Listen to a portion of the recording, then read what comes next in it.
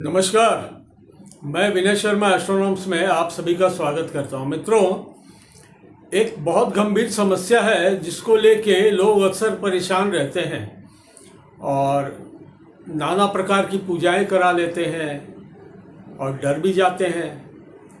ये एक दोष बोलते हैं इसको बोलते हैं मांगलिक दोष। मंगल किसी की कुंडली में अगर लग्न में हो तो मांगलिक दोष बनता है।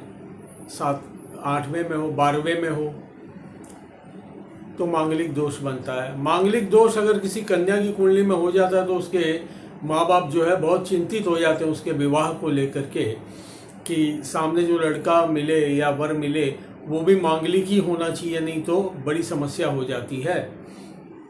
तो पहले तो एक बात बता दूं आपको मैं कि मांगलिक होना कोई दोष नहीं है, ये ईश्वर की ओर से एक वरदान भी है। मंगल का संबंध आपके लग्न से किसी भी प्रकार जुड़ा तो आप ये मान के चलो कि आपके ऊपर ईश्वर की कृपा है, क्योंकि मंगल हमें देते हैं हिम्मत। जो हम काम करते हैं ना, जो भी जीवन में हम पुरुषार्थ करते हैं वो बिना मंगल के अच्छे हुए आप नहीं कर सकते ढंग से।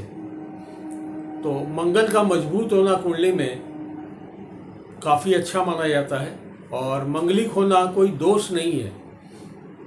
तो मंगलिक अगर कोई लड़की है तो मैंने देखा है कि कई तरह की पूजाएं चलती है, वट वृक्ष से उसकी शादी करा दी जाती है, कुंभ विवाह हो जाता है, कई तरह की चीज़ें होती है।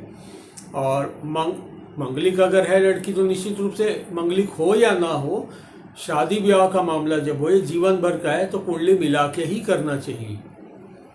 मंगलिक ही होना नहीं, और बहुत सारी चीज़ें हैं जो देखी जाती है।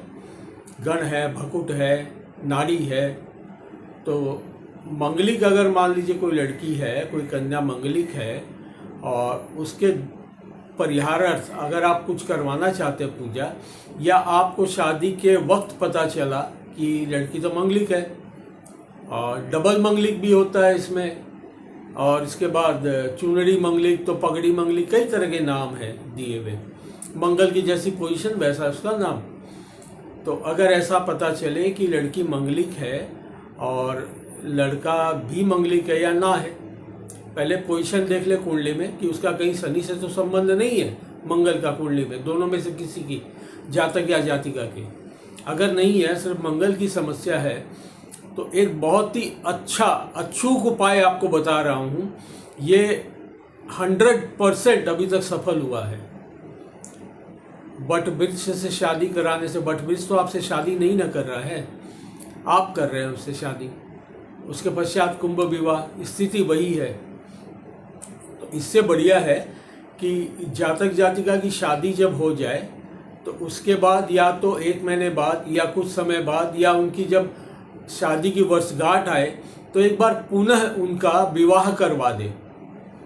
तो ये अगर कोई दोष हुआ भी तो वो वहीं का वहीं खत्म हो जाएगा। मंगलिक दोष होने से कुंडली में ऊर्जा अधिक होती है। जिसके कुंडली में मंगलिक दोष हो उसके बॉडी में ऊर्जा अधिक होती है। इसीलिए मंगलिक लड़की या मंगलिक लड़के के लिए, खास करके मंगलिक लड़के के लिए मंगलिक लड़की ही खोजी जाती है, क्योंकि उसकी में ऊर्जा अधिक होती है।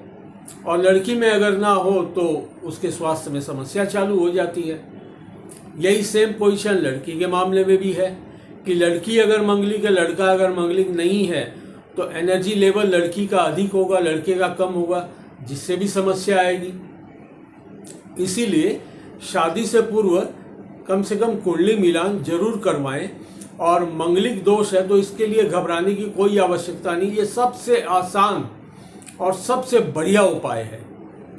आप शादी करवा दें, शादी के बाद 1 महीने बाद हो या शादी के 1 वर्ष पश्चात जब शादी की वर्षगांठ आए तो आप नॉर्मल रूप में किसी मंदिर में ले जाके या आर्य समाज के मंदिर में जा कर के उनकी वापस से शादी करवा दें, तो योग भंग हो जाएगा। इससे उसके पश्चात उनके जीवन में कभी कोई मंगल को लेकर समस्या नहीं आएगी।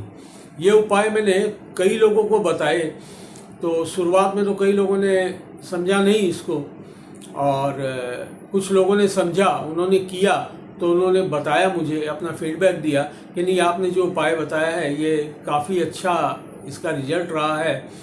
तो इसीलिए मैं आज ये वीडियो बना के आप सबके समक्ष कह रहा हूँ कि अगर ऐसी कोई समस्या है, शादी के बाद पता चला है कि लड़की मंगलिक है या लड़का मंगलिक नहीं है, या लड़का मंगलिक या लड़की मंगलिक नहीं है, इसके लिए इनके संबंधों में समस्या आ रही है, तो एक बार उनके फिर से फेरे पड़वा दें, फिर से उनकी एक बार शादी करवा दें। तो ये जो समस्या चली आ रही है वो समस्या अपने आप ही ख़त्म हो जाएगी। आप भी आश्चर्य करेंगे कि ऐसा कैसे हो गया।